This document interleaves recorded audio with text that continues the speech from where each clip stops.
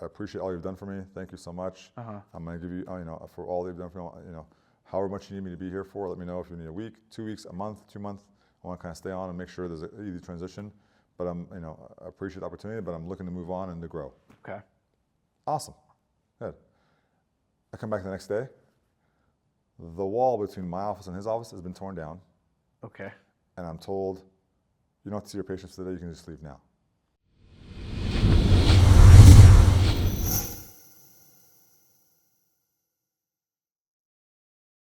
Welcome to another episode of Untitled Success, where we dive into individual people and their success.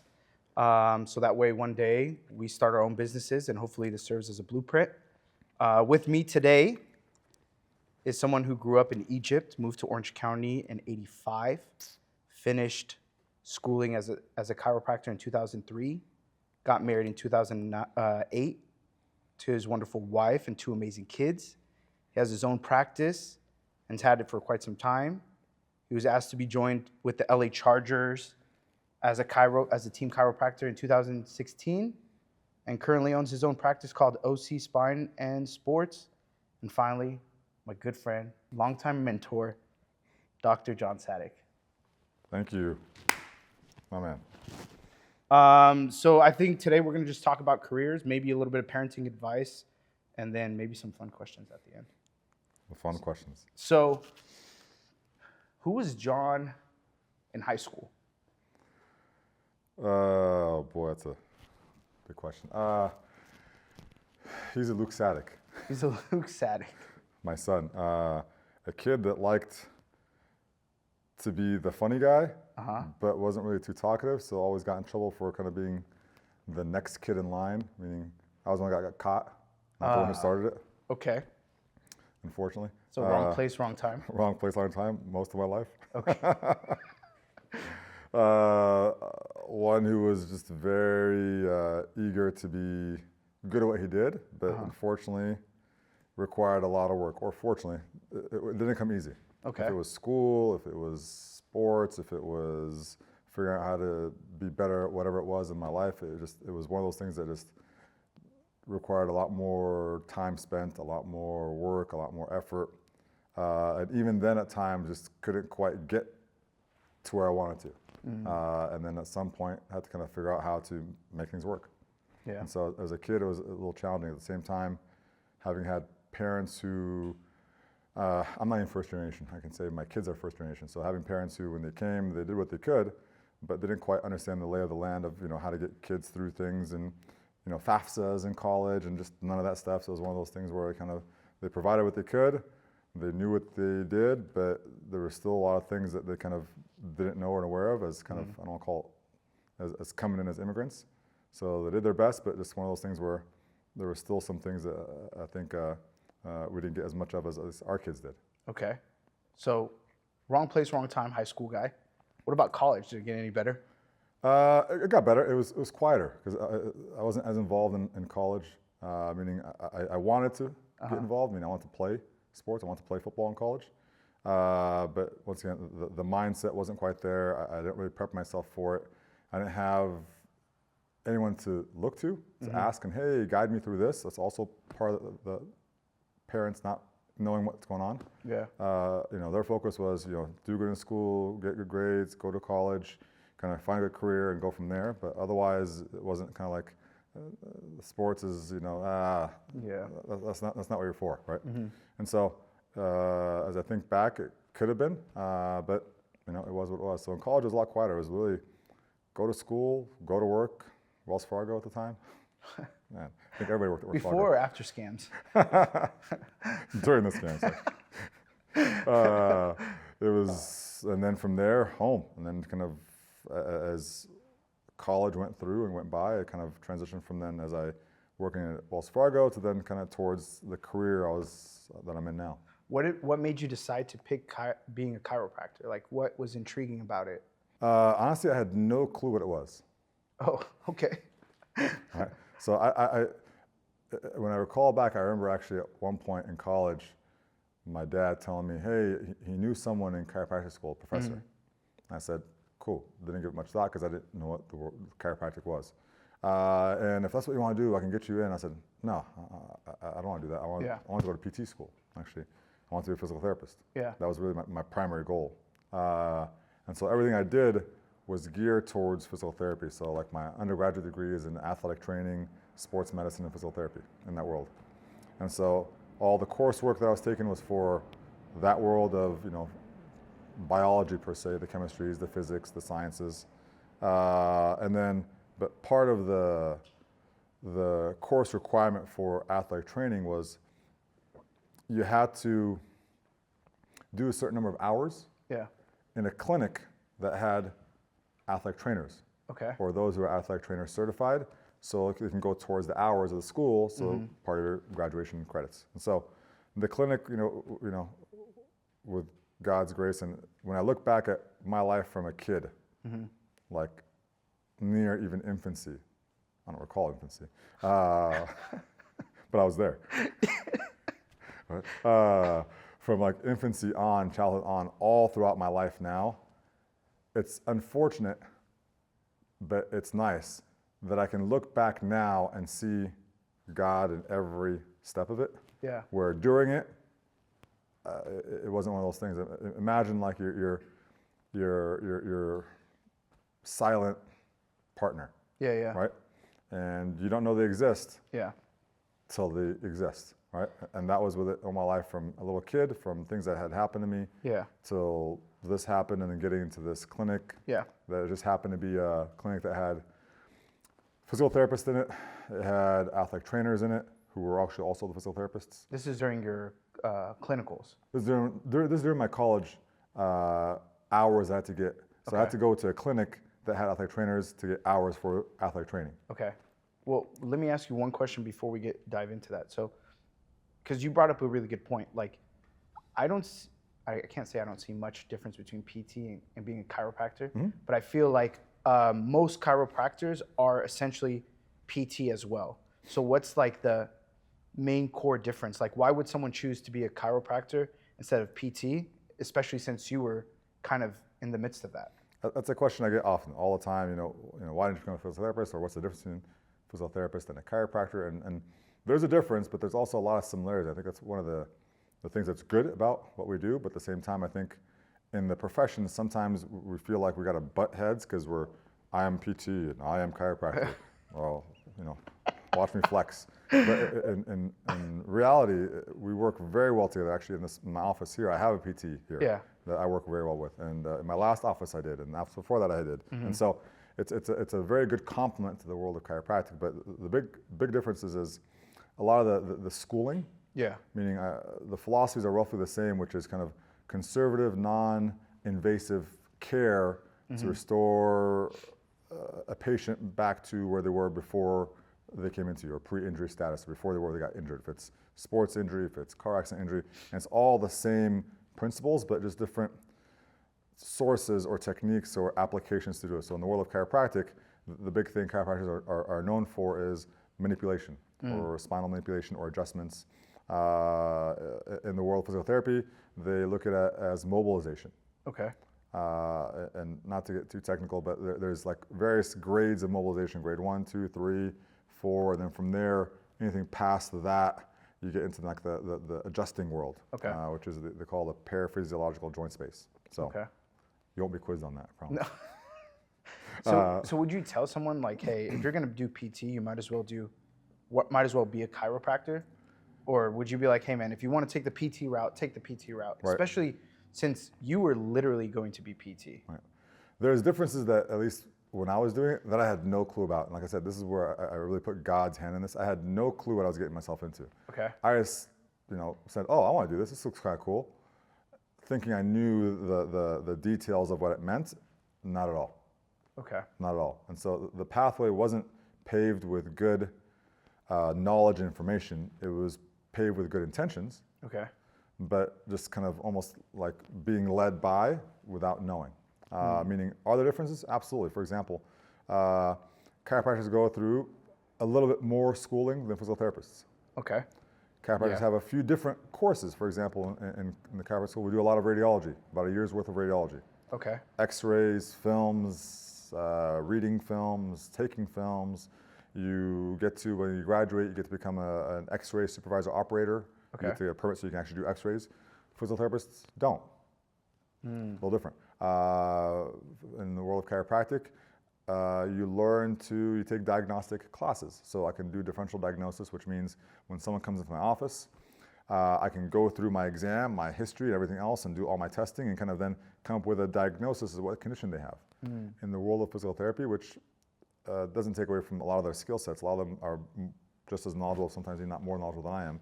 But because of their education, they can do that, but not in the world where they can actually write down a diagnosis. More often than not, most physical therapists get referred from an orthopedic surgeon or a family physician with the code and the diagnosis and the injury. And here's a prescription, do the care based on this. They've got a low back, disc herniation. They need this much care, therapy, here are the visit sessions, you're approved, write it down, go and do this. And then send them back for reevaluation and then go back. So there's a lot less of that. So in the world of chiropractic, they're looked at primary healthcare providers, meaning first portal entry providers, meaning they can come straight to me. Versus having to go to a medical doctor or even a chiropractor to get a prescription and then go to them, get referred to them. I think that's getting better for physical therapists, which I think is important because a lot of them are knowledgeable, very, very knowledgeable and very skilled. And so it helps them to get access, but at the same time, the schooling, I'm not sure if it's caught up to that yet, but in the world of chiropractic, you can do that. One of the things, one of the reasons I did it for, and to be honest, is like, oh, I want to be a doctor. Right? That doesn't really mean anything. In my world, being called a doctor, being called a Joe Schmo, call me all kinds of things. But it was one of those like, oh, I want to be called that. So I looked at it as more lucrative as a title. And as I come to learn later in life, it doesn't matter what your title is, man. But it was definitely a trying to learn, which I had no clue, but it was because I worked in this clinic was my first exposure to chiropractic. And that's kind of where I started kind of getting some experience as to what they do and talking to the chiropractors there and the physical therapists there and seeing what they both did in separate worlds in the same facility and got to be more exposed to it and got to learn more about it and kind of had some more interest and asked as to, why would I do this versus this? And like, well, this is a little different. They do more of joint stuff and we do a lot more of soft tissue work and a lot more of exercises and rehab. And I was like, well, why can't I do both? And I thought to myself, could I be a chiropractor and a physical therapist? Right? And so I said, that's a lot of school. I'm not quite sure I want to do that. So was there any way to blend the two? And I figured, well, if I just become a chiropractor and just learn how to do the rehab and learn the skill sets in that world, I can probably do that as well. And that's kind of once again what I saw in that clinic. And I said, well, if they're doing it, I just got to figure out how they're doing it and what they learned to do it. 2003, you would have been about how old? 26. 26. And so that additional schooling would have probably took? At least another 2 years on top of that and probably another couple of years for residency and maybe who knows for fellowship. So add 5, 6, 7 years on top of that maybe by 35 or so. So you're kind of weighing like, hey man, I'm 26 right now. Right. Do I really want to be in my 30s? Just starting my career. Right. Yeah, it was kind of, and I said, you know what, I can start my career now and get some time to build up, and within 4, 5, 6 years, I get going and go from there and kind of build my practices and do this in a style that I want to, which is kind of like my current setup now. Yeah, and then it's okay, I like this environment. The other part of it for me that was a little was when I was in undergrad, I got a chance to work at Los Gatos down in up in Northern California, hospital.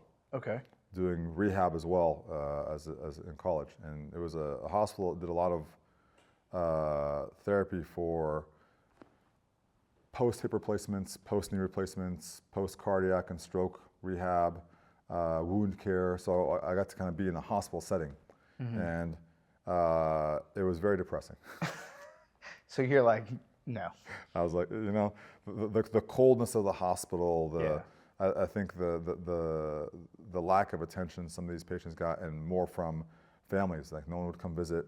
But then again, it was a geriatric, mostly older population, but just seeing them kind of, lack of a better term, shitting on themselves, and having the nurses come and clean up after them, and just that world of just like, this is not something I want to spend my life in in that world. I understand surgeons aren't like that by any means, but it was like that environment, like I didn't, yeah. And so, once again, maybe out of lack of knowledge of what the real world is like of surgery, but it was like, yeah, this cold place is not where I want to be.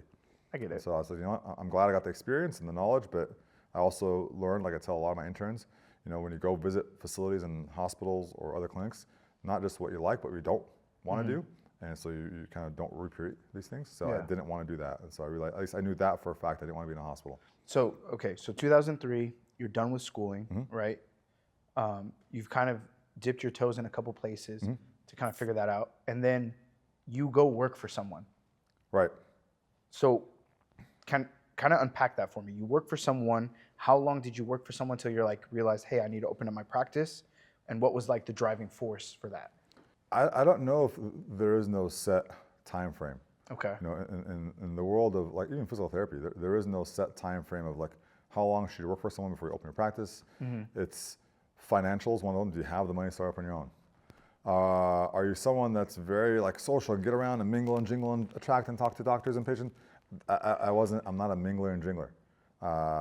So that wasn't my thing. I can go out and give talks and whatnot, but I wasn't that guy that would go out and drum that up as well. That wasn't who I was. So I knew I couldn't do that. Okay. But I knew I could build relationships well. And so I figured, you know, maybe I can start working somewhere, learn from someone all the things I didn't know. And then as I develop relationships with patients and other providers that I worked with, I can then kind of start to grow. And then at some point, whenever that was, you know, go and open up my own. Okay. And so when I first started, you know, you can't practice till you have your license in hand. Okay. So meaning when I graduated, I was fortunate enough, I found out in December, I passed all my boards, I was ready to go, you've been stamped, here you go, cleared, good to go. Okay. Awesome. Not knowing at the time, I called a lot of offices and said, hey, you know, I'm a recent graduate, I'd love to come. And they're like, call us when you get your license. I said, but I'm licensed. Like, no, when it comes in the mail, then call us. Otherwise, you know, you're practicing really underneath them, and some doctors don't want to take the liability, like if something happens, right? So when you're licensed, and then you're insured, and okay, now you're on your own, you can come practice, I can walk away and leave you, or you can do your own thing. And so I was like, all right. So I literally went to Google, and just Googled all the docs and just called one at a time. Hey, I'd love to come see you. I'd love to come see you. I'd love to come and see what's going on, and I want to visit your practice, and I want to see what you do, and just get some knowledge in the meantime until it came in. Of, you know, what kind of practices, how do they treat, and what's their philosophies, and all the basics, and you know, what kind of a setup do they have in their office, and trying to get an idea of kind of what I want to do. And then it wasn't until about April that my license came in. Okay. So you graduated December, and you have technically your license. Yep. Everyone's telling you go kick rocks. Pretty much. Okay, and then your license come in April. Yeah. So January, February, March, and March, I was like, all right, I guess I'll wait around, visit. It was nothing to do. I could have gone and worked as an intern and just kind of did a low whatever job and try to get in somewhere. I could have done that. I didn't. I guess I enjoyed the 3 months of doing nothing and eating funnel cakes. Okay, so if someone does go into being a chiropractor, right, and you're going back and you're telling yourself, so you finish school, you're like, hey, I think from what you're saying, you're like, dude, get your boards as quick as possible because the license doesn't come in for like 3-4 months. Yep. And if you don't pass the first time, right, then you're a year out basically. You got to wait till, I think it's different now the way they've done it. Okay. But I think it was like either like a 4 or 6 months before the next round of boards came up to sit down for them. So if you didn't pass in, I think it was November or October, and then a month or so later you got your results, then you'd have to wait till like June. So you took them again, and then wait till like May, September it came in. Oh wow! So you're almost like a 9 months behind, right? In the meantime, 9 months of funnel cakes, bro. That's a lot of weight. That's a lot of funnel cakes. It's a lot of funnel cake, a lot of sugar. Right? Okay. And so, yeah, with God's grace, it didn't work out that way. So all right, so now we're in 2004, Got right? it. We're in April of 2004. Right. You finally get somewhere to work. Right. And you work for someone. Yep. So how long was your period of working for someone and learning from someone? And number two, did you work for anyone else or specifically that person? I'll take a step back. When you're still in school, you have to do like, call it rotations, and go work for an office under a doc. Okay. Which is kind of what I do now. I have interns that come to my office. They work with me to learn and watch and see and understand what I do. AKA free labor. AKA free labor, right? Okay. Yeah, pretty much free labor. Right? No doubt. Right? So I did that. Well, I can't say free because actually someone's paying, but they're paying for the free labor. Okay. Because they got to pay for school, right? Yeah. So you're paying the school to send you out to do free labor. Okay. All right. It's a weird philosophy, man. And so, yeah, so I got a chance to kind of get some beginnings of it, but then when I graduated and went out and went to my first office, which is also a little different with the physical therapy, is physical therapists are very much integrated into hospital settings. Okay. So I tell interns a lot of times as a chiropractor, you're somewhat limited in where you can go. Okay. Like you can open your own practice, work for another chiropractor. You can now, as it's gotten a lot more integrated into all kinds of things, you can even sometimes work for companies and corporations. You know, go work for Apple, go work for Google, be the doc for whatever it is or whatnot. Facilities, teams, corporations, and do all kinds of things. But you don't see a lot. They exist. A lot of chiropractors in hospitals doing rehab. Okay. It's not so. As a physical therapist, my professional and personal opinion, it's easier out of PT school to find a job. Because you have more places to look at, private practices, hospitals, home health clinics, all these outpatient cares, right? There's a lot more opportunities, or at least locations, to go and find work to start there outside of opening up your own. Okay. As a chiropractor, you're limited. Okay. And so it almost kind of slightly lights a fire under your tail to figure this out, man. Yeah. Like, where are you going to go? Yeah. And so when I first started working, I was working for a doc out in Fountain Valley. Came to realize not all chiropractors are created equal. I have a moral compass, you mean? Not even just moral compass, like knowledge-wise and embracement-wise versus, meaning chiropractic is a very lucrative profession. Okay. As a business. You can run a chiropractic office and make a lot of money running it as a mill. Like And that was my first experience with this office. Is I saw it as a mill versus a caring facility that cared about getting people better. Okay. And so I only lasted for about 4 or 5 months before I said, I can't do this. I couldn't do what I was being, I want to say, trained to do in styles and practices and all kinds of things. And I said, yeah, thank you so much. There's some things that I learned. If anything, I learned what not to do more than I learned what to do in this office. We can always talk about some stories here and there. But once again, with God's grace, as it happened, my dad, that same year, I think it was in like August or something like that, or September, he was getting his hip replaced. I told him, like, hey, doc, I appreciate what you've been doing for me, but my dad's getting some hip replacement. I'm gonna go stay with him for a while and kind of help him out with his rehab. I was kind of like, I'm out. Yeah. And I ain't coming back. Yeah. And that's what I did. I left and then stayed up north with my dad for a little while. I took another break away from things and then found my way back. My first year out of chiropractic school was a very humbling year. I was a roamer. I lived in my car. No way. I lived with different friends of mine in their homes. Down here? Down here. Okay. I didn't have an apartment. Okay. I didn't have much money at all. I didn't have anything. So I went from one guy, a friend of mine's house, and staying with him, to staying at his parents' house a little bit, to staying at another friend's house, to my car here and there, like, which was also a misconception. The idea of graduating from I'm gonna be a doctor. Welcome to my office. Like, doors are open, everyone come. Not so much. Like, all right, I got $2 to eat today. Okay. Cup of noodles sounds good.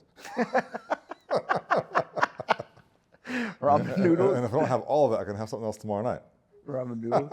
Right. So it was no joke like that. Meaning, that was like that for the first 3 months. And even when I got working with this doc, I was getting paid almost like $1,000 a month.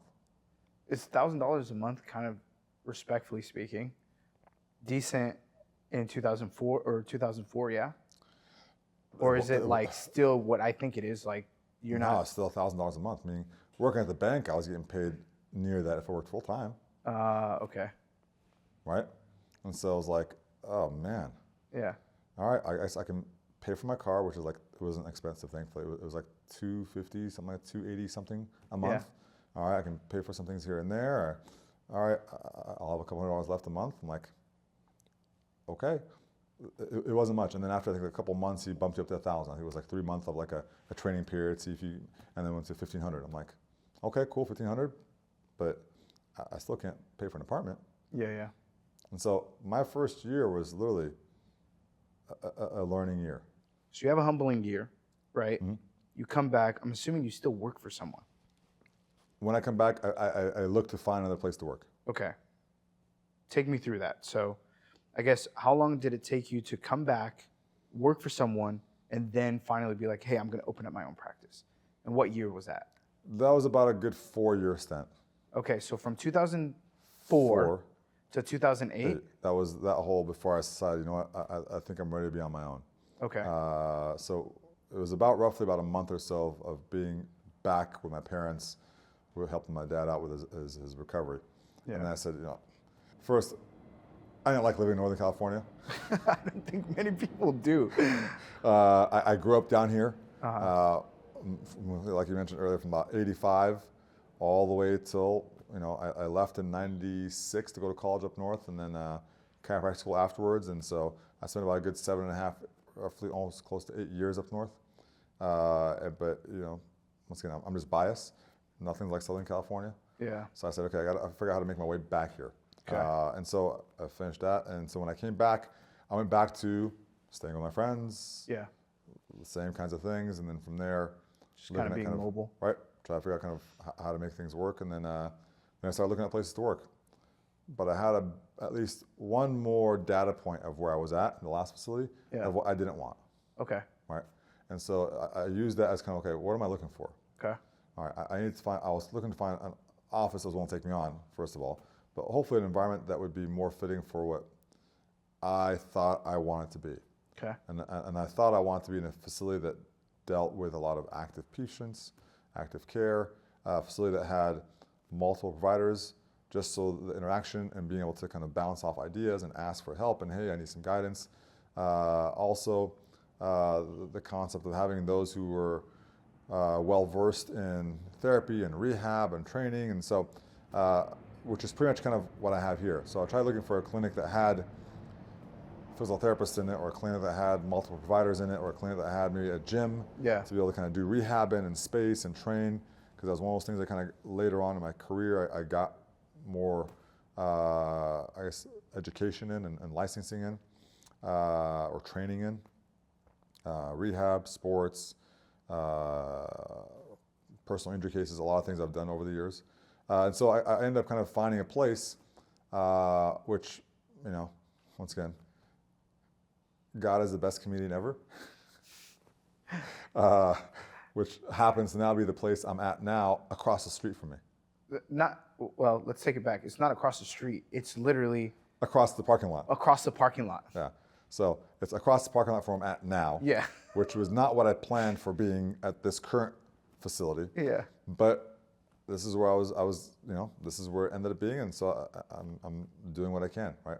And so I ended up at this clinic that was well set up, had kind of all what I'd hoped for, and so I kind of started there and kind of started building my practice from there, and kind of working with athletic trainers or working with personal trainers, and spent time reaching out to, writing letters to personal injury attorneys, because I had done this this coursework down in San Diego for a doctor named Arthur Croft. Okay. He's a chiropractor, and I think he used to be a sheriff, and was an engineer, and had done a lot of accident reconstruction, and so he was considered, and still is considered, an expert in the world of personal injury. So I said, you know what, I'm gonna go take his coursework, so I can just get more knowledge, information, how to, you know, write reports for personal injury, and, you know, how to assess personal injury, and what are things that in that world, so I can become just better at it. And so, in doing so, I had one more tool to say and to advertise to those that I wanted to, that I was more well versed in that world.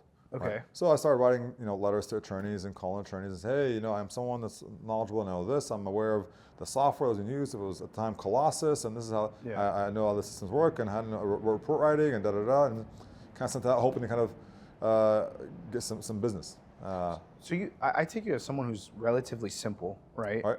And so you're working across the street, right? And so you're not just satisfied just working there. Right.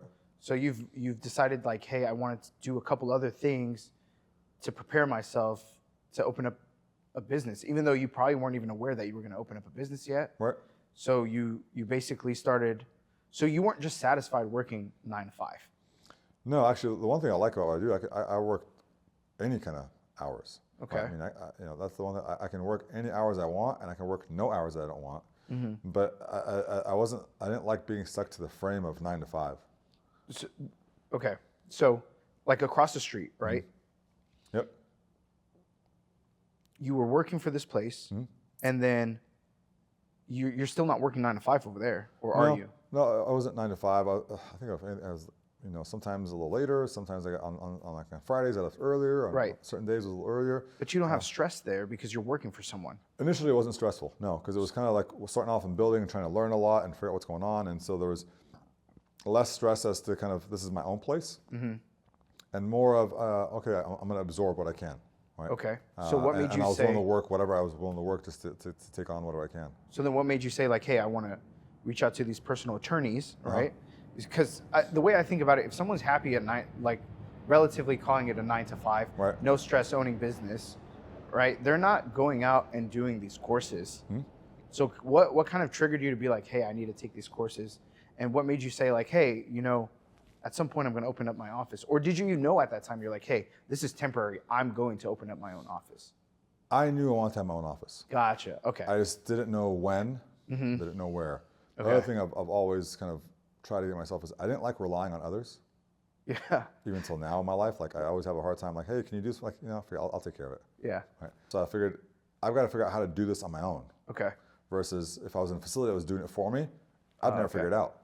Okay. I was always going to then, okay, I'll just wait till the next one comes in. And at some point I was like, if I don't figure this out, at some point, if worst case scenario something happens, I get kicked out or I have to leave or this shuts down, I don't know what to do. I've never done it.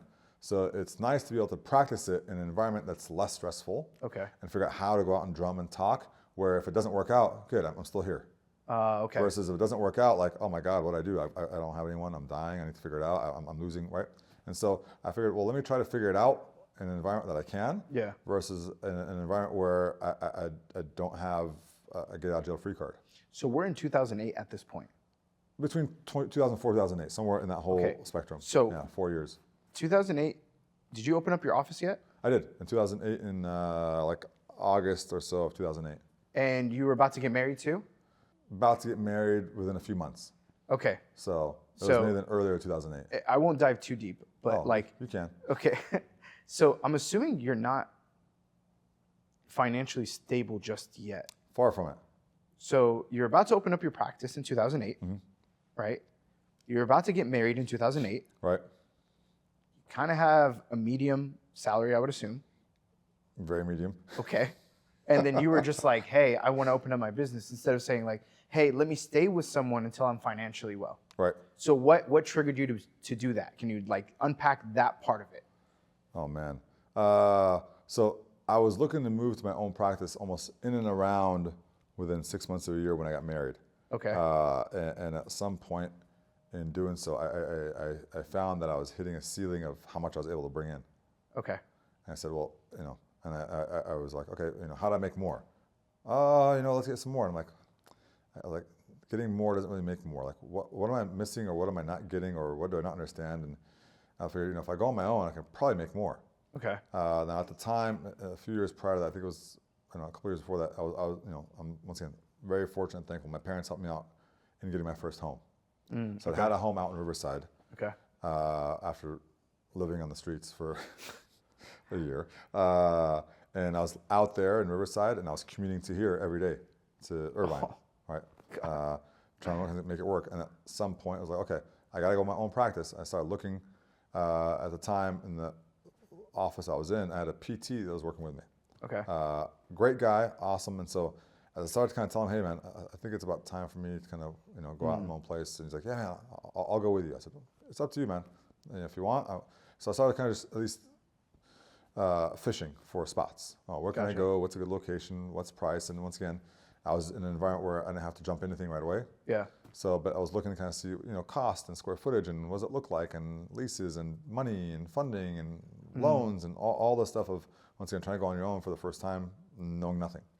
Having help from some friends that were in that world of businesses and starting off and on their own, but once again, not getting much professional advice.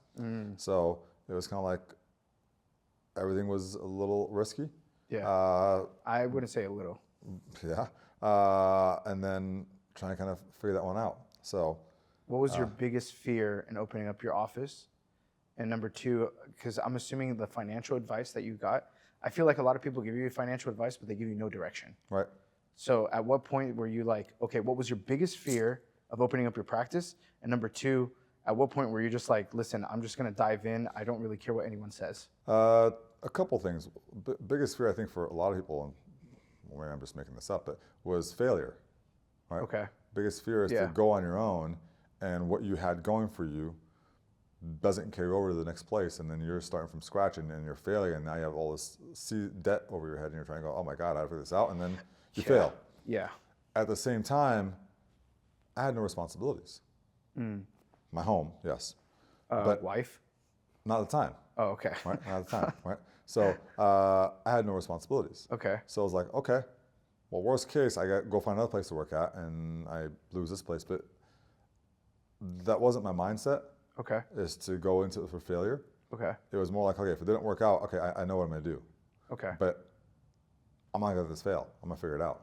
Okay. So you go in, and basically what you're saying is you're okay carrying like $200,000-300,000 of debt.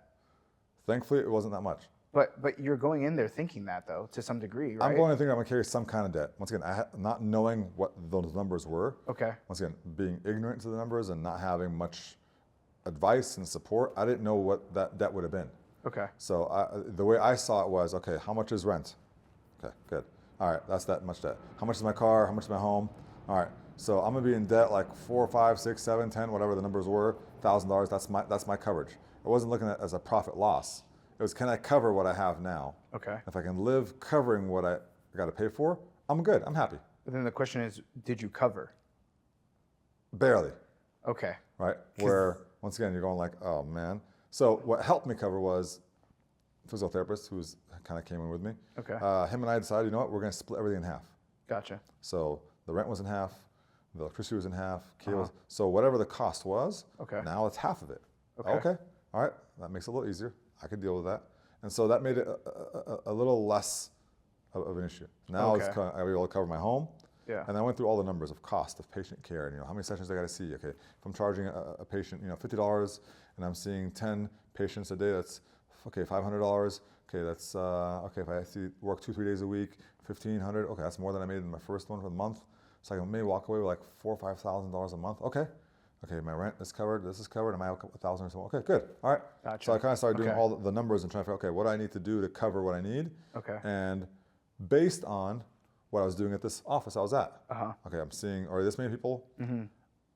Okay, if I was able to maintain even 80% of what I saw and carry it to the new office, Yeah. I can maintain. I'm good. Right? Okay. Nothing guarantees that, right? It sounds so simple though. Right. Because like there's two things that we're not seeing. One, you're dealing with a lot of insurance, right? Yep. Which I would assume is probably one of the difficult parts of your job. Definitely, I'll call it just bothersome parts of my job. Bothersome Difficult parts? to some, yeah. Okay. Degree, yeah. The other part of it too is like you're leaving, you don't know if you're going to retain. That's right. the biggest thing, right? So you're doing all the math, right? Yep. And I see a lot of people when they're about to start businesses, they do the math, but they're missing the people. Yes. Once again, like I said from day one, from as a child, with God's grace, He's the only reason I'm above ground. I kid you not. He's the only reason I'm above ground and the only reason I have what I have. Okay. And in many stories, if you don't see that, then you know you don't have it. Right? Okay. And there's a good 100 things I can say. I shouldn't have been alive. I should have lost that. That should have failed. That should be gone. I shouldn't be here. Right? In every aspect, like that. Like most people that go into that, like that don't plan, then you plan to fail. Right? You fail to plan to fail. Right? That's how it works. And that was kind of like, okay. Yeah, but then there's another part of it too, is that people plan way too much and they never get started because of all the costs. Right. So how did you not fall in that trap too? Because I don't think I knew enough to plan too much. I'm an idiot. You're just like, this makes sense. I'm just going to do it. Right? And Okay. so, once again, nothing I have done should have worked, Okay. even what I do now currently, without God's hand in it. Meaning, I should have failed. Yeah. I didn't. I shouldn't have been able to make that. I didn't. I should have lost that. I didn't. Okay. So what was, okay. So And then, so some things I don't have any other explanation other than God's hand was in it to mix it up and make it have the right flavor okay.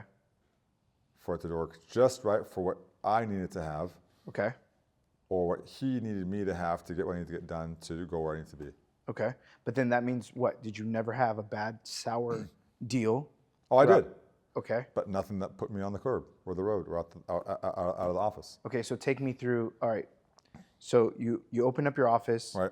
I think that's probably one of the biggest deals that you've done, To start off, yes. right? To start off. And then what was the biggest deal or situation that you had? Did it succeed? Did it fail? And just kind of walk me through that. All right. Before I even got to my office was my first failure. Oh, okay. So I'm leaving this current office. I said, you know what, I'm going to look for another facility. Uh-huh. And I said, okay, you know, how soon can I move in? Oh, you can move in as soon as you want. Okay, yeah, maybe let's get ready, possibly maybe for like a month or two from now. Okay. I'm gonna look to lease this place. Okay. Okay. And so I tell the guy I'm working with, say, hey, you know what, I appreciate all you've done for me. Thank you so much. I'm gonna give you, you know, for all you've done for me, you know, however much you need me to be here for, let me know if you need a week, 2 weeks, a month, 2 months. I want to kind of stay on and make sure there's an easy transition. But you know, I appreciate the opportunity, but I'm looking to move on and to grow. Okay. Awesome. Good. I come back the next day. The wall between my office and his office has been torn down. Okay. And I'm told, you don't have to see your patients today, you can just leave now. And so when that happened, I said, thank you, but I'm not leaving. Okay. So I ain't going nowhere. I'm going to finish my day. I'm going to see all my patients. And then when I'm done, then I'll leave. Okay. And I stayed that day and I saw all my patients. Called the facility. I said, hey, I need to move in as soon as possible. Okay. Sure, we'll get you. I said, oh, you can? Thank you, Jesus. Okay. All right. I took a table that I've had since chiropractic school, which I still have it now. It's lasted forever. It's my travel table, actually. And I went in there in a bare facility with nothing, no front desk, nothing at all. Got a couple chairs as a front office and just a table in a room, bare. Okay. That was my office. Nothing in it. I had keys and that was it. Okay. No phones, nothing. So you're just literally sitting there and you're not really doing anything right now. No, I'm calling patients, telling them, hey, okay. I moved to this facility. Hey, can we not see you on Thursday? Because I don't know where to go. Yeah. Can we switch it to Friday instead? Yeah. Okay, good. And hey, by the way, I got a new office. I'll be moving here. Oh, congratulations. Thank you so much. I'll see you at the new office. Here's the new address. And I'm calling everyone, anybody that I had that were patients of mine. You go through there. Things are looking up for you now. Things are moving, yes. Any failure through this whole entire process up till now? I don't want to call it failures, but definitely challenges. Challenges? Okay. Right? Like figuring out insurance stuff and how to get my name on the system and Okay. my changing of address and all that stuff. It just takes also time. Okay. It means now delays. You know, even currently now, you submit an invoice for a charge for a patient visit, you don't get it for like 2-3 months. I think I kind of like the way that you said that right now. It's like you don't really call them failures, you call them challenges. And I think that's one of the things that people need to start looking at more, right? Right. And it's like, hey, listen, sometimes you have tough luck, Right. right? And it's, You know, Would it have been nice? I don't know. Actually, I don't know if I would have liked it being smooth. I'm not a smooth guy. I'm a little rough on the I edges. beg to differ a I'm little, rough a on little the bit. edges. I'm rough. And so rough things, I think, made me better. Okay. Allowed me to learn what it's like to not get what you want, and then to figure out, not a backdoor, another way, or to do it the right way, or to ask for help. Right? Okay. That's another thing I know I'll say. For a male, that's something I have hard to do, is ask for help. So Yeah. I asked for help from friends, from other colleagues that I knew, hey, how do I do this, and where'd I go, and right? So asking for help. Had I not had that and it been smooth and easy, it wouldn't have been, I think, as appreciated, but I don't think I would have gotten what I gotten out of it. So at this point now, I'm actually now my next big challenge in my life, which is marriage, right? Okay. So before the Chargers. And so I was like, okay, finding a wife, right? Trying to find, and doing all this, new office and stuff and transition, I'm also have a life, trying to think I have a life, right? Yeah. You know, going out with friends and trying to do things and going to events and going to this engagement and going to this wedding and going to this birthday party and trying to meet people and trying to figure out what's going on and, well, who are you and who's that and whose friend is that and what's her name and what's, okay, cool, and trying to figure out how to get things going because, okay, I got to practice. So how does that fear not derail you, really? How does that fear of everything else, like hitting the fan, not derail you to be like, okay, well, I still have a road that I have to keep going, and I got to keep going? I don't know. I think I brought it in my mind, and even till now, that I don't think I'm above anything. Okay. I'm willing to do whatever it takes. I'll go work at Stater Brothers, be a stock boy all night long to figure it out. Okay. I'll go clean. Hell, I clean my toilets here. Okay. I'll go do whatever it takes to get done what I need to get done. So I don't think I'm above anything. Okay. And so for me, I'll do whatever it takes. So Okay. if this goes to shit, if the business dies and I've got a family, I've got a house, I'll figure it out. I'll take on another career. I'll work at 4 other offices. I'll work weekends. I'll work 8 days a week. I'll figure it out. Gotcha. That was my mindset. So for me, I wasn't scared. At the same time, I don't think I had much to lose. Okay. If I lost, it was little, more than others, I'm sure, but not as much as those who have been around from. So for me, it was like, okay, I don't know why I don't give it a lot of weight for these things. Even until now, like, do I like losing money? No, I'm not an idiot. I don't like losing money. No. But am I concerned about the collapse? It's always concerning enough to have and have to figure out things out, but it is what it is. Some things I can't control. Okay. I don't have a hand in things, so I'll figure it out. Okay. Right? And so that was a mindset that I've had and always have had. Okay. So you're dating now, or not dating? You're basically married. I'm trying to find someone. Okay. And then at some point, my involvement in church has always been a part of my life. And so I figured, it's time to get back into serving again. Okay. And so I got involved in the church and started getting more involved and started with, coaching basketball for the church league and going from there, and then get involved in the church itself and do some community work. And so at some point during that process, there was a committee that was developed. And the committee was about how to build a better relationship with our surrounding community around the church and do outreach and all this other stuff to kind of grow a better relationship with our people around us. And so in doing so, I was put as one of the leaders. Not being asked. Just not being asked. Just Hey, John. I said, I feel like that's kind of usually how it goes with you. Okay. I don't know what I got to do, but sure. If I fail, okay. It's your problem. You told me to do it. It's your fault you put me in charge. It's your committee, not mine. You put me in charge. It's your fault, not mine. And so then I was assigned team members to be in my group to kind of help me out and kind of they do some of the work. And hey, that's okay. That's a good idea. All right, to manage. So okay. And so one of them happened to be my current wife. Oh, okay. Once again, God's hand. I had no hand in it. You got to manage your wife. Is that what you're saying? That doesn't So sound like a what we were saying fun was process. You're off topic here, sir. Trying to get me in trouble. And so I directed, did not manage. Directed. So I forgot who else I had. Didn't really matter, I guess. But my wife Sally, she was in my group, and a few others. And so We did have the product. Okay, make sure you call. Did you get a hold of In-N-Out? Because we were doing like an In-N-Out. Okay, what did they say? How can they do? What's it cost? Okay, did you call this? Did you get a chance to get a hold of the neighbors? Did you print out this flyer? Oh, we were able to laminate these things. Okay, and at some point then we'd meet up. Okay, did you guys get stuff done? Yeah. And then we'd meet and we'd talk and we'd talk, nothing. And at some point, I don't know, I just started, oh, she's kind of cool. Oh, I like Kind her. of cool. Kind of cute. You mean? Yeah, that's what no guy says. She's kind of cool. Yeah, she doesn't. Yeah, she's, cool. she's not cool. No, she's not cool. I'll make sure I edit out that one too. No, I don't have to edit that one. And so I was like, okay. And so I'd reach out to her like about the group stuff, but like more often, like more than you should. Yeah. Like you already called me. Why call again? Yeah. Oh, I just want to make sure you got it done. Well, I just talked to you yesterday about it. Yeah. And so, and then at some point got kind of the nerve, hey, would you like to go out sometime? Oh, you pulled the trigger. Yeah. Okay. And I guess as a side note, first date was very, very interesting. I was obviously working, and so she had come to my office. Once again, this is all before moving to the new one. Okay. Like literally right before. Oh, so still the old office. This is like it's still working for someone. yeah, Okay. like in 2008. Okay. Like before literally the move. Okay. I said, all right, I'll meet you here. We'll go have sushi. Come to my office. I'll finish work. We'll go. Okay. And so she came, and I made her wait outside her car because I was running late with a patient. Oh man. She hasn't forgotten that, and I'm still reminded of that occasionally.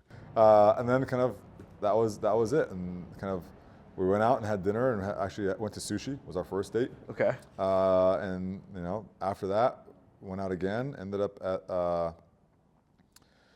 the Spectrum, at Cheesecake Factory. Oh, it was Cheesecake Factory. Yeah, Cheesecake Factory at the Spectrum. There used to be a bench in front of it. It was before they got rid of the bench. I don't think it's there now. Mm-hmm. Had dinner, went out, sat in front of the bench, and talked for a little while, and went home. And I knew right then and there, I'd marry her. Really? It's the weirdest feeling, once again. Hard to explain, hard to tell someone what to look for. There is no like nudge. There is no, when you feel this, there was this feeling like this person's gonna be my wife. I didn't tell her that. Yeah. I was like, dude, I'm gonna end up marrying this girl. Yeah. Okay. And if it didn't work out, I would be like, oh man, I guess I was wrong. Right? And then it's history from there. And then so in doing so, that's when the new practice was opened up right away and going. And at that point, I was like, okay, I've got to practice. I got someone to be marrying. I got to come up with money for a wedding. I got to come up with some money for a ring. I got to keep the house. All right. Okay. We'll see how it goes. Right. So you're just taking month by month, day by day. Right, trying to do whatever I can to kind of get things going and helping. Once again, with God's grace, her mom, who I love to death, and she's like my own, she helped out in everything. In everything possible, supported me in everything, even prior to marrying her daughter. She's an angel, and just did what she did without having to do it. And so that was kind of one of those things that kind of helped me get through that. Right? It's just one more God-sent thing that kind of got me through this, and then from there, got married in July of 2008. 2008, July of 2008. July 13. That's crazy. So it's like you're in the midst of disaster. Yeah. And trying to make it look nice. And trying to make it look nice. Oh, it's a pretty picture. On the back end, I'm crying in the office every night. A patient of mine, who prompted me in asking, hey, so what's your plan? Yeah. Or, what do you think? What do you want to do? So here's my goal. My goal is to have a facility that has a gym, that can do rehab, that has recovery, to do this, and here's what I want to do, and this and this and this. And so, okay, what if I can help you do that? Okay. I said, what does that mean? So this is one of those times where I don't want to say that you bit off more than you can chew. No, you can. But you can, absolutely. Okay, because it's not knowing. Not knowing. Right. Okay. And we're still not at the Chargers yet. No, not at all. Right. And so you bit off more than you can chew for that facility. Right. And then did it work out for you? Did it decay? And then how did you fix it from there? Actually, I'm going to backtrack because my timeline's off. It was the Chargers already going on. Yeah, I could have sworn it was like... Because the Chargers happened in 2016. That new office was in 2019. Okay. And we started working on it in 2018. Okay, so let's backtrack real quick. How did you end up getting the Chargers job? I'll give you the same not so excited answer. God's hand. So imagine, the highest level of performance. So for most providers, surgeons, physical therapists, and it's just me, I'm speaking on their behalf, chiropractors, anyone that's involved in the world of sport and sports care, athletic trainers, everyone wants to at some point work with professional athletes or for a professional team. Oh, 100%. Right. It's like, okay, I'd love to work with the Lakers. I'd love to work with the Bulls. Oh man, if I can only get in with the Seahawks. If I can only be with the Raiders. Oh man, I'd love to be that. Right, whatever it is. Oh, the Kings. Take your pick of the sport, whatever it is.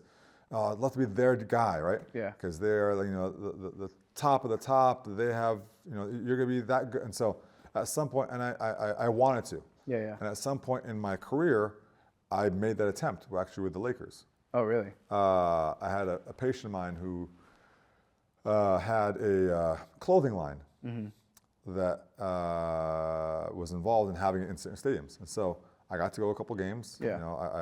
I met Luke Walton. Did you really? Yeah. When he was playing for the team. Okay. I met a couple other guys and worked on them and did things and tried to figure out how to get in the back door without being invited. Okay. I don't know how that sounds, but Pause. pause. Oh, God. What kind of podcast is this? It's going to be whatever you want it to be. I'm just trying to make sure whoever comes after me is like, oh, this is the blueprint on how to be a chiropractor. Yeah. Oh, I'm sure it's the blueprint. But yeah, trying to make my way, figure out how to get in. Right? Everyone's trying to figure out, who I got to talk to. Who's the guy? Who's the person? Is it, in the corporate world, it's the HR. Yeah, right? yeah. They're the gatekeepers. Right. You get in with the HR. They figure out who to tell you to go to, and they check you off as welcome. You're on board, right? Yeah. I didn't know who that was in the sports world. Yeah. So I just took this guy's lead because he offered and was a nice guy and said, hey, I'll introduce you and get you in and see what you can do. It didn't quite work out so well, meaning didn't go any further than that, and a couple games, got on the court and talked to guys and met with guys and worked with some guys and here and there, and it was like, oh, this is amazing. Yeah. Eyes light up, and then nothing comes of it. Oh. There's your first failure, I guess. Like, I thought I knew what I was doing. Yeah. Okay. So you thought you were on the right track. And I thought I was on the right track. It just kind of just cuts off, and right? it's like, that's it. That's it's literally like you fall off a cliff and then nothing but down. Okay. Right? So I don't know if I'll call it failure, but it was like one of those like, oh, that's it? Yeah. I don't get a second chance? Yeah. There's no come back later. Let's see, I'll call you in a few hours, later, a couple weeks. Nothing. It was done. Yeah. And so I made an assumption, and I don't have any definitive answer behind this, but that they just weren't looking for someone. Yeah. They had someone, or they didn't like chiropractors for their staffing. One of the two, or three, right? Okay. Could have been either one. So I said, okay. All right, I'll just keep doing what I'm doing. Yeah. And so kept doing what I'm doing. And then that's when kind of this opportunity presented itself, and just literally, with God's grace, fell into my lap, to the point to where I had a colleague of mine who's also now the guy, him and I are both working this with the team. We're both chiropractors that do this for the team. He gets a call from the doc that's with the team currently down in San Diego. They're moving up to LA. I hear on the news, they're moving, I'm like, oh man, how cool would that be? That's as far as it went. Yeah. Who the hell do I know? Yeah. I don't know anyone. And so I get this call from this doc. Hey man, would you be interested in doing this? I said, is he joking? Yeah. Where's the surprise? It's a joke. Yeah, man, let me know. That'd be awesome. That'd be great. Okay. How do you know this person? So me and this guy, his name is Travis. Great guy, brilliant, bright guy, go-getter. He is better than I am in all kinds of things. But him and I met in our sports chiropractic program together. Okay. Right. So that further education, Okay. process, one of them. I took additional coursework, like a year's worth of.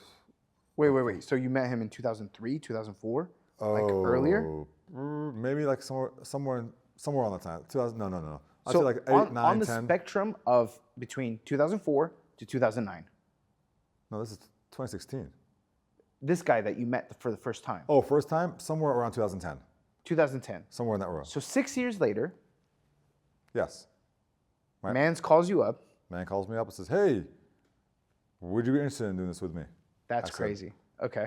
Now, him and I, other than the coursework, we've never talked. Okay. We don't call once a year. It wasn't like, oh, hey man, it's your birthday. What's up, man? Happy birthday. Hope you're doing good. Like, if we saw each other at a conference, we did. If we didn't, we didn't. And so it was one of those like, okay. Wow. And so I got a call and saying, hey, John, we'd be interested in doing that. I said, sure. Yeah, man, what do I need to do? I'll let you know.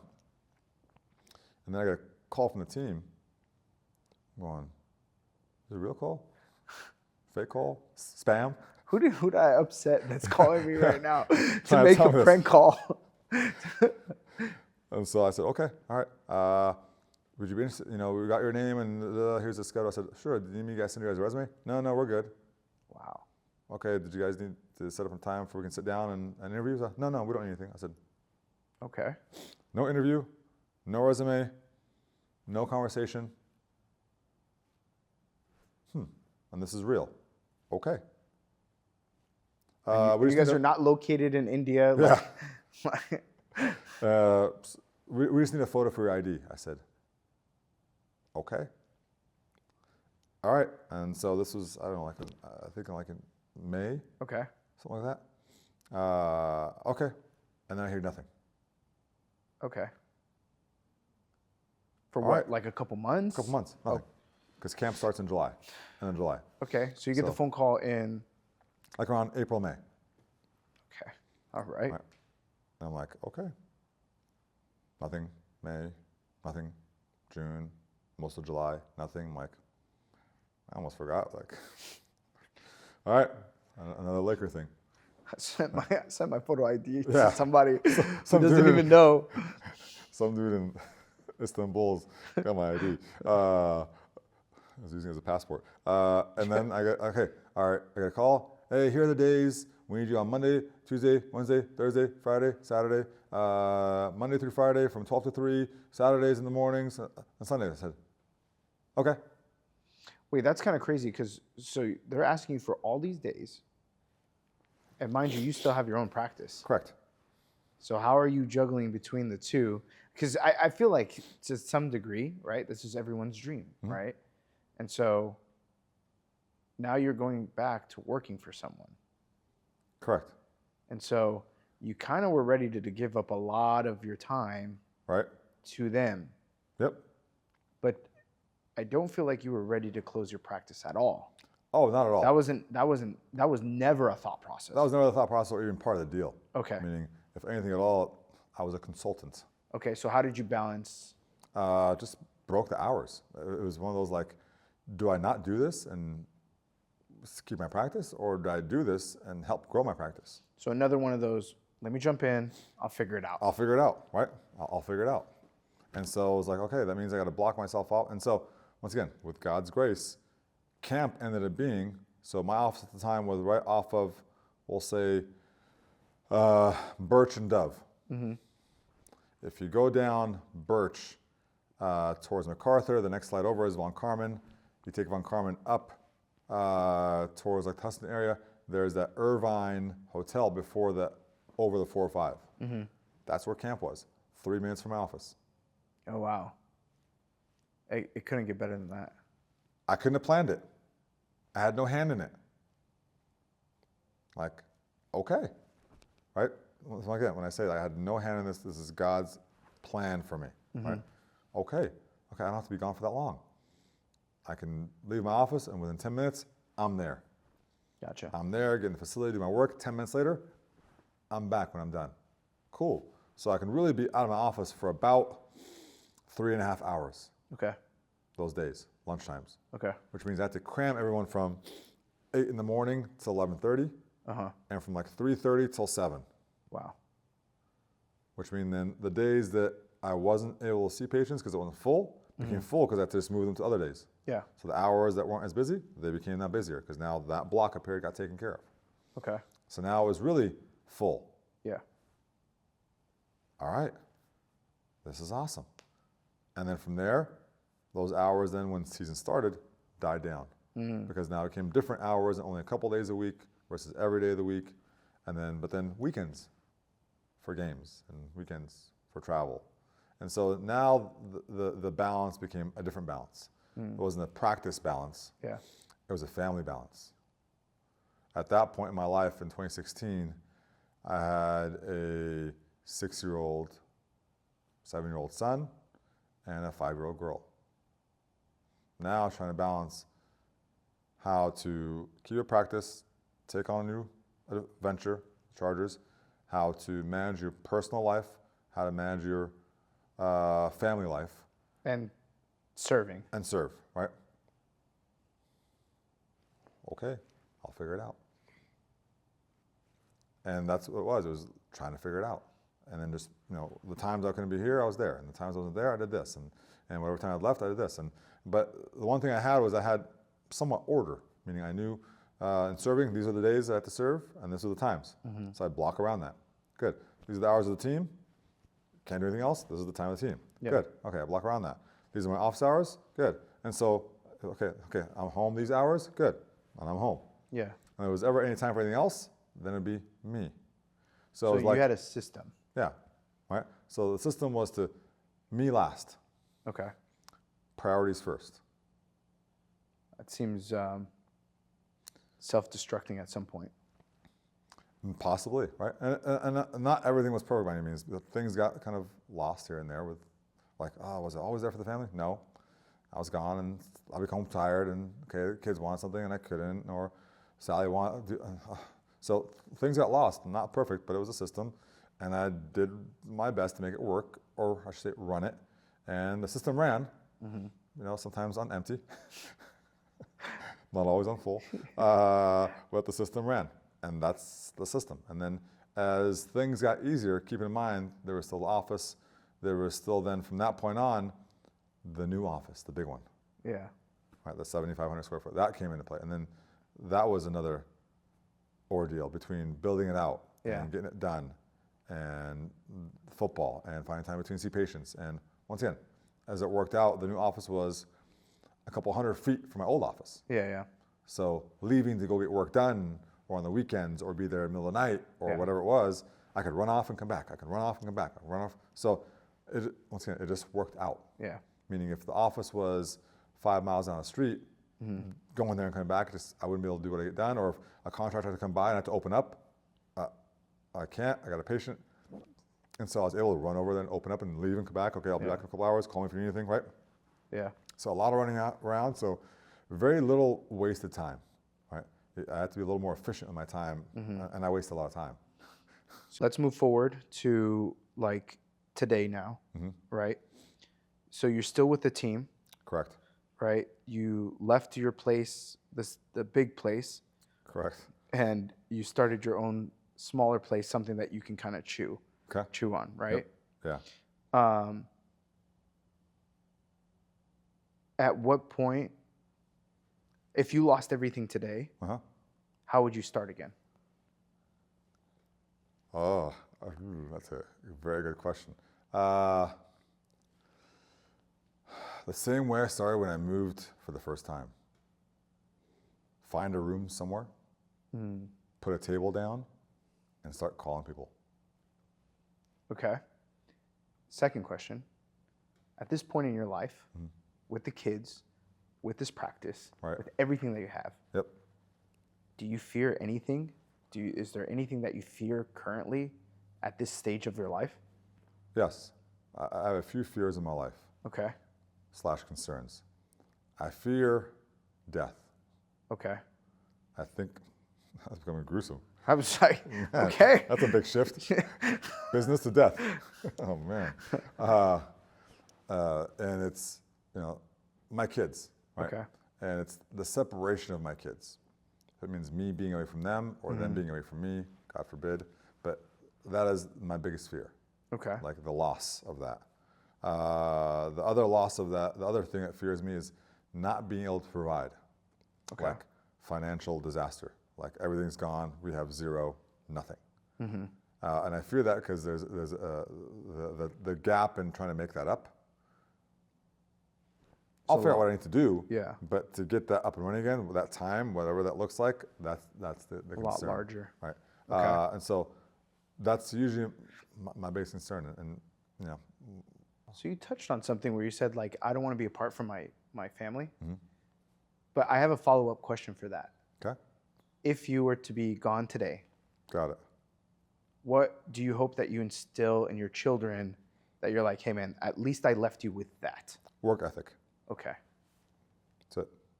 And maybe God-fearing. Okay. Little fun questions, right? So working for the Chargers, My questions. okay? 3 things that you like about working with the Chargers, and 3 things you unexpectedly found out. You're like, I don't like these things. And keep in mind, This is going public? this is going public, right? So, like, Okay. So 3 things I like. amazing Amazing experience, right? Meaning the level of professionalism and care and focus for getting these guys to where they need to be is beyond what I expected. I mean, no cost. okay, Whatever is needed, done. Like okay, $5, done. $5,000, done. interesting. There Okay, is no like so, which in the practice just shows the importance of getting things done. Meaning, having a patient who has an injury that I can't get him an MRI for 4 weeks. It's just crap. yeah, Like I get hurt, the next morning he's getting an MRI. Like, why do we do that? Because it's important to know, because the sooner you find out, the sooner you can start treating and addressing the issue. A patient that can't get it for 4 or 5 weeks or an x-ray for 6 weeks, like, so you get to see the importance of that. 2, just the environment of what it is, like the players, the travel, the game, like being in that world, like you start to get a glimpse of what that world is like. Like, man, this is some cool stuff. Like, this is enjoyable, right? You know, one thing, Sally's like, you get so lucky, you get to go to all these hotels and fly on these planes, and you get, the police escorts and all this stuff. I'm like, yeah, I do. Oh, that's not fair. for who? It's my job. I tried to tell them I don't need it, but they gave it to me anyways, right? So that's another thing that's just an unexpected perk of Yeah. that. And then 3, just seeing these guys and interacting with them personally. Yeah. Different worlds. Like, it's different worlds, and these guys are as nice, as kind, as I keep telling someone, like, I finished with someone on the table, thank you, appreciate you. That's amazing, thank you, doc. Like, very thankful, very appreciative, very, welcoming to what's going on, and it's like, okay, you think this attitude, and yeah, I deserve this, and yeah, you work for us. 3 bad things. 3 Or bad things? Unexpected. The travel, like the late travel. Like, there's been times where often on most of the travels, you're getting home like 2 or 3 in the morning. I remember last year we were in Indianapolis for Monday Night Football, and we played the game. Game's done by like 9 o'clock. I didn't get home till 5 in the morning on Tuesday. Jeez. And you're flying back for 4 hours in the travel and the Yeah. bus and the plane, and you're going like, oh, it's Tuesday, I gotta go to work. Yeah. Like, wow. so that's one of those things that's like, whoa, okay, I gotta, okay, I don't like that. Yeah. Part of the game, right? And so that is one of the things, which is the quick turnaround. Gotcha. You're literally going in to do a job and leave. We fly in, get there by 6 o'clock, have dinner, check in, have treatments, go to bed, get up next morning, 7 o'clock, hop on the bus, stadium. Excuse me.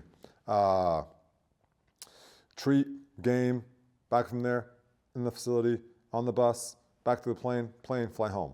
So it's not like, I'm gonna go lounge, go to the club, go to the bar, I'm gonna go out with my boys, the players on the back seat, right? And then take the limo. Yeah. it's all business, right? Okay. And so you go, do, and you come back home. Go, do. So once again, efficient, Yeah. get things done, very little wasted time. That's interesting because like a lot of people would figure out otherwise, right? We see a different perspective, Yep. or have this different perception, and so maybe to some degree it is true, and then but most of the time, like you're saying, it's all business. So one of the turnarounds is probably like draining. Yeah, so it's definitely draining in that sense. And then you're just back at the office next day, and then back at the team again the next day working on. So that's definitely one of the unexpected things that just I didn't keep in my consideration. Yeah. Another thing is just the commitment that's required, meaning being on call. Yeah. You know, oh, can we come now? Oh, okay. All right, you got to drop things and go. Right, because that's a priority. Yeah. And so having to move things around and reschedule, and which now took the concept of having a set schedule and having things in order to a little bit of chaos. Because we need you now. We need you now. Gotcha. Schedule changed. Oh, but I didn't know the schedule was changing.